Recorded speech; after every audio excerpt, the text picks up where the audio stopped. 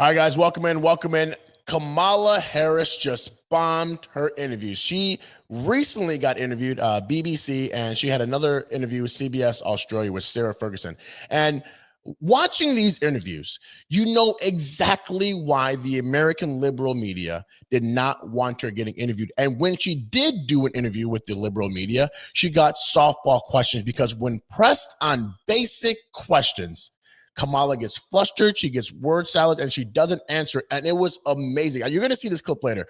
But Sarah Ferguson from CBS Australia literally called her out, asked her a simple question. Of course, Kamala gives her a little word salad answer or whatever. And then Sarah says, "Wait, that's not what I asked you." It's absolutely phenomenal to see these people that are outside of the country actually holding our American politicians to the fire, their feet to the fire, which is something that doesn't happen with the liberal media. So you're going to see this one. This one is a Kamala Harris interview with BBC. And the journalist is literally asking her a simple question. Hey, you know what? We saw what didn't work. What was your strategy? You didn't really do anything with the moderates and all these other people that were looking to someone to vote for. You didn't really do anything. You were just very comfortable. And Kamala gets very upset. She doesn't like getting pressed. She doesn't like these answers. So let's just see what she has to say. But these clips are amazing.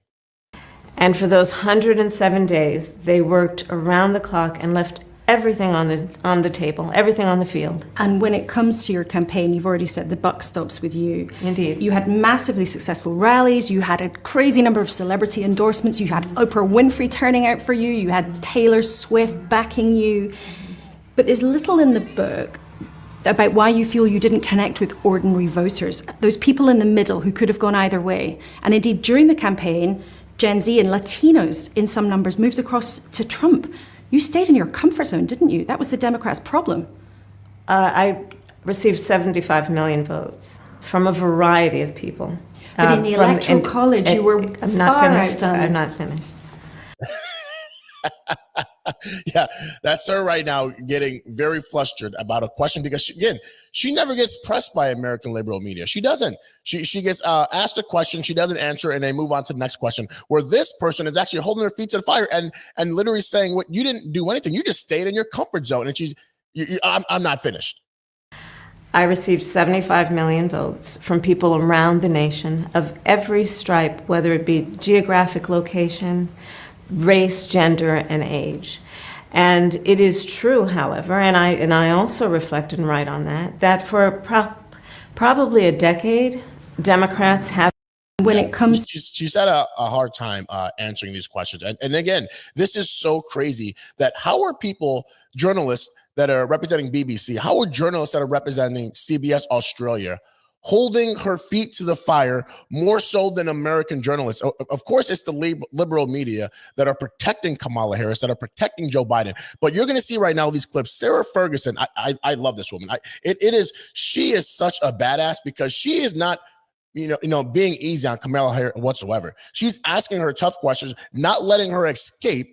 And when Kamala Harris does the typical, "Hey, you know what? This journalist isn't smart enough. I'm not going to answer the question," in hopes that she just answers, give me another question so it doesn't hold my feet to the fire. Sarah Ferguson says, that's not the question that I asked you. Answer this question. And it's hilarious. So let's just say with this first interview, when Sarah's like, don't you think it was your responsibility to, tell Biden that he wasn't fit for office? Don't you think it was your responsibility to the American people? And this is what she's asking. It's a simple, easy question. So let's see how Kamala Harris wants to respond to this. Weird to be so completely self-serving that it would have been counterproductive. And yet you now call it reckless. I think that in retrospect, it was a conversation I should have raised, even if it were ill-received. Didn't you also have a responsibility? You were one of the people in the room. You saw, notwithstanding that you said that he was able to execute his job, but you knew he was asking for 4 more years. Didn't you have a responsibility as an American to step up and say something at that point? I did not question Joe Biden's capacity to be president at all. For 4 more years? I did not question his capacity. I saw him in the Oval Office, in the Situation Room, meeting with world leaders on a daily basis. call it reckless. This is why Kamala Harris can never be president, because she's lying. Everybody saw it. Everybody saw Joe Biden get demolished when he was facing Donald Trump in that debate. And that is the reason why Nancy Pelosi and Chuck Schumer literally said, Joe, you got to drop out. I'm sorry, you got to drop out. And Biden reluctantly did it, but he didn't want to. By the way, he didn't want to. So they said, hey, Kamala, you're going to be our candidate. And guess what? We're going to kill two birds with one stone, because you're a minority, check, and you're a woman, check. That's going to be great. That's all you have to do. You're not going to get interviewed at all. We don't want you to get interviewed, but you're going to have those two things. Just be our minority woman. Here you go. Here's your election. They didn't have a primary. Kamala Harris was never liked by the Democratic Party, but they used her as like a, hey, you know what? This old guy, he sucks. But just Donald Trump just clearly beat him in a debate. So now here you go. Here's your chance. And it's obviously not working. So I'm glad that Sarah Ferguson from CBS Australia is holding her feet to the fire and letting her, challenging her on these things. Daily basis. And I did not have any question about that. My concern... Even up to 2028. Correct. My concern... Well, I mean, I can speak for up until 2024. But I guess what I'm asking is, you saw how he was. You saw some of the deficits notwithstanding. My concern was whether he had... running for president of the United States in a nation of 330 million people is an extraordinary feat about energy and endurance.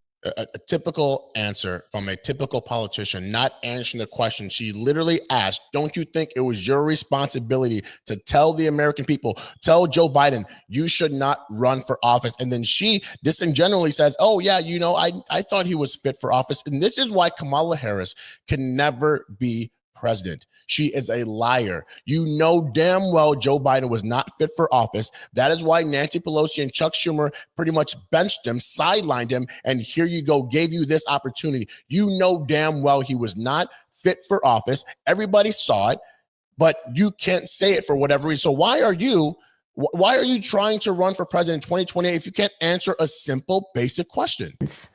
And especially talking about running against the person who's now in the White House, and doing it with the heavy responsibility of being the sitting president.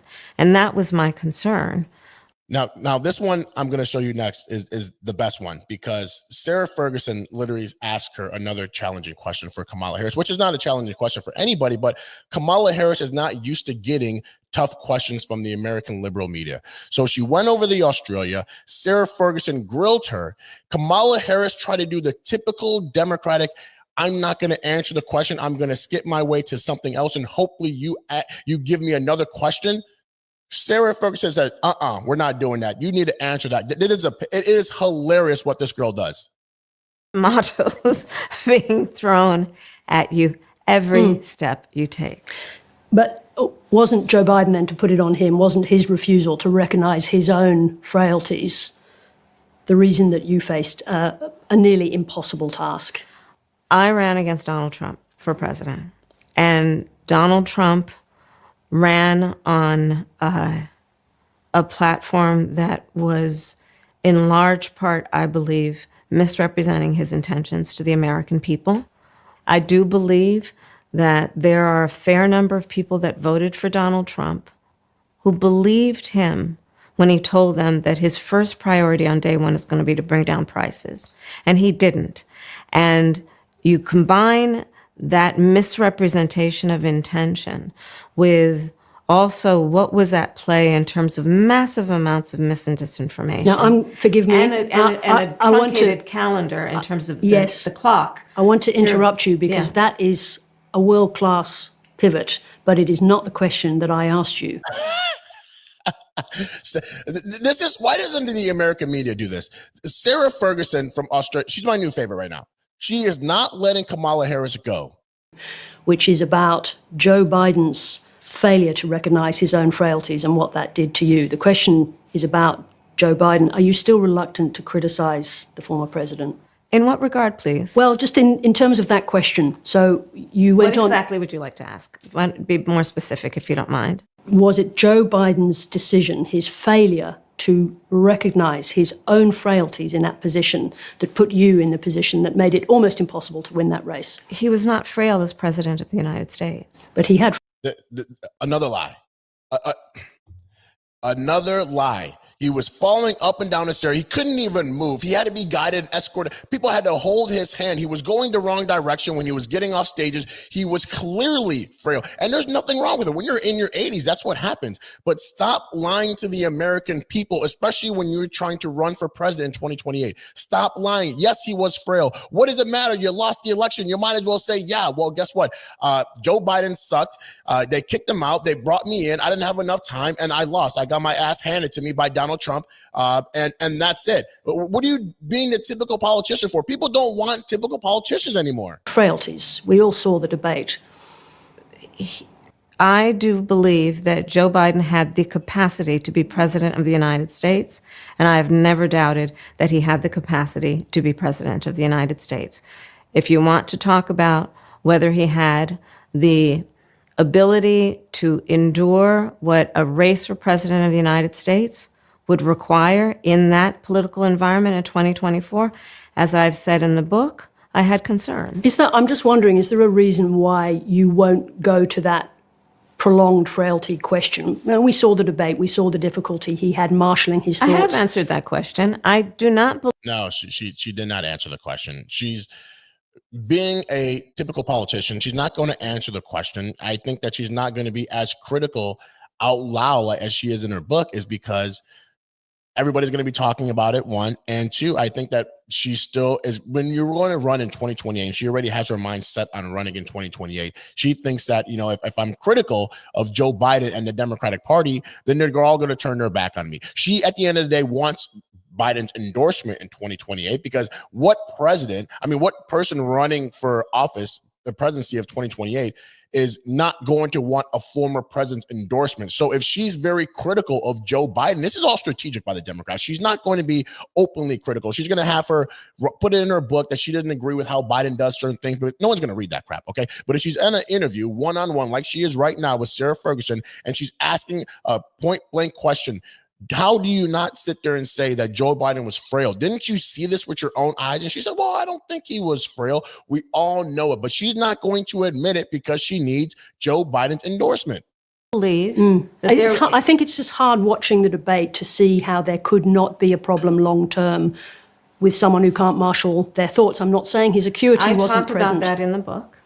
And I also mentioned the context in which that debate occurred. And you'll probably remember how I talked about that in terms of what his travel schedule had been, that what he had been enduring in terms of the timing of that debate. I talk about it extensively. Now it's the travel schedule. This is what we're talking about now. The travel schedule. Donald Trump travels every single day. I mean, his reporters, the staffers, everybody that interviews him says this guy does not sleep.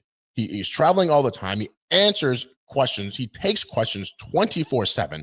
I mean, how are you going to bring traveling and all these other excuses into this? You're running for president. The number one important job in the world is being the president of the United States. And you're sitting there making excuses. And this is why it's so disingenuous to have someone like her either run for president in 2028 because she's not going to answer the simple question. It's just like Mamdani in New York. We cannot go back to people not answering simple questions. So how Sarah Ferguson in Australia was able to grill her, I think Kamala Harris said, damn, like, I was not expecting this. But no one from CNN is ever going to interview her like that. No one from MSNBC or ABC or NBC is ever going to interview Kamala Harris like that and hold her feet to the fire. No one will ever do it. So I think she was actually surprised. I think she was shocked. You know, CBS is a friendly organization. Obviously, that's why they got sued when they were trying to cover up Kamala Harris's word salad and they had to pay all that money. So when she's going over there at CBS Australia, they're probably like, you know, they're a friendly organization. I'll take an interview with you. Sure, 100%. And then they're like, wait, hold on. No, I'm going to actually give you some questions that you need to answer. Everybody wants to know, how come you as a person did not step in? You see Joe Biden not able to handle the presidency. You see him being frail. You see him being weak. You see him getting absolutely destroyed. How come you didn't say anything? And she's like, well, you know, I didn't see a problem with him. I thought he could run the country. And that's obviously not true whatsoever. But she has her marching orders, and Nancy Pelosi and Chuck Schumer all have said, Kamala, you need to stay here. You don't say this and you don't say that. Let's just be honest. Nancy Pelosi and Chuck Schumer run that party. It doesn't matter if whose face it is, who's running, if it's AOC, if it's Gavin Newsom. Chuck Schumer and Nancy Pelosi run the Democratic Party. They have for the last 30 years, plus Dick Durbin in Illinois. Those are the people. Yeah, now you have Hakeem Jeffries in the House, whatever. He's just a little face. But at the end of the day, let's not be mistaken. It's Chuck Schumer and Nancy Pelosi that run the Democratic Party. They have given Kamala Harris her marching orders. You don't be critical about Joe Biden in public. If they ask you a question about his frailty, or did you notice him slipping and all this other stuff, and him not, being a good president, you don't answer any of those questions. You just skip it by, and you just say that you thought he was a good president, stuff like that. You don't criticize him in public, because if she does do that, then all these other people are going to say, hold on, you saw him not being fit for office, and you didn't say anything. You didn't call him out. You just allowed him to be unqualified and just trip up and down the stairs and not knowing where to go and having to get his hand held 24/7, and you didn't say anything. It wasn't until Nancy and Chuck came in and they said after that debate, they knew they were going to lose. If Joe Biden was up there with Donald Trump in November, they knew that Joe Biden was going to get destroyed. So they said, hey, look, what can we do? Okay, we're going to get Joe Biden out here, and we're going to put the minority woman in here. Guess what? Check minority, check woman. Great. Kill two birds with one stone. We know that most black people are just going to vote for their emotions. So if they see a black woman, they're going to vote for her. So we got her vote, and that's all it was. And they clearly lost. And now it's, Joe Biden was this and Joe Biden was that. But Kamala Harris will never be critical about Joe Biden in public because, again, she needs his endorsement when she runs in 2028. So we'll see who actually gets the nomination, who Nancy Pelosi and Chuck Schumer are going to back. Are they going to back Kamala Harris? Kamala Harris has always, the last few months said that she hasn't had enough time, that she only had a few months to prep and all this other stuff. And, had she had more time, she would have beaten Donald Trump. We're going to see, because we know who's going to be on the Republican side. We know it's going to be JD Vance. I like Ron DeSantis, but it's going to be JD Vance for sure. He's got a lot of backing. He's not going to be, Donald Trump, but he's not going to have the backing of Donald Trump, but he's, very popular. So it's either going to be Kamala Harris or Gavin Newsom that gets the nod. AOC is way too radical. She's way too left. She might run, but, nobody with any common sense is going to vote for AOC. And that's going to be the thing. It's going to be Gavin Newsom or it's going to be Kamala Harris. I think Gavin Newsom has a much better chance of winning the nomination than Kamala Harris. I think Gavin Newsom is more composed, even though he doesn't know what he's doing and he's ran California to the ground. I think people probably generally like Gavin Newsom on the Democratic side more than Kamala Harris. I think that he's, which is kind of crazy to say, he's probably a little bit more presidential on the Democratic side than Kamala Harris. I don't think Kamala Harris would be a good fit anyway. I did think the only thing that she has on her side is that she's a minority woman, and that's what she's going to use. And she's going to bring her black celebrities again, like she did with Oprah and like she did with Beyonce and like she did with all these other people. But I don't think that she's going to win the nomination. I think it's going to be Gavin Newsom versus JD Vance, and it's going to be a very tight race. I think, of course, obviously I want JD to win, but we'll see what happens. But again, this is what happens. This is what people need to do. You need to hold these politicians' feet to the fire. You need to ask them real questions. And when they divert and they try to run away, you bring them back and say, no. This is the question I asked you. I asked you about climate change. I didn't ask you about what you ate for dinner. I want you to answer the question about climate change, all this other stuff.